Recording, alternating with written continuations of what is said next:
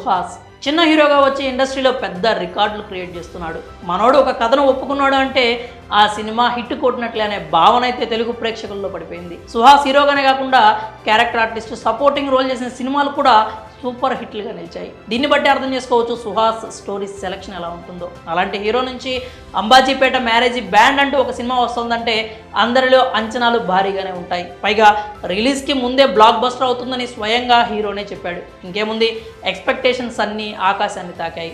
వాటికి ఏమాత్రం తీసుకోకుండా సినిమా ఏకంగా 3 రోజుల్లోనే లాభాల బాట పట్టిందని తెలుస్తోంది. సుహాస్ నుంచి సినిమా వస్తుందంటే మినిమం గ్యారంటీ ఉంటుందనే విషయాన్ని సుహాస్ మరోసారి ప్రూవ్ చేశాడు.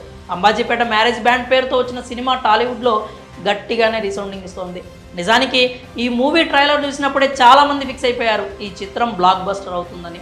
అందరూ అనుకున్నట్లుగానే అంబాజీపేట మ్యారేజ్ బ్యాండ్ ఎంతో గొప్ప సక్సెస్ను సాధించింది. క్రిటిక్స్ కూడా ఈ మూవీకి మంచి మార్కులే వేశారు. ఇంకేముంది, ఇప్పుడు థియేటర్లో మొత్తం ఈ మూవీనే దున్నేస్తోంది. దానికి తగినట్లుగానే అద్భుతమైన కలెక్షన్స్ను కూడా రాబడుతోంది.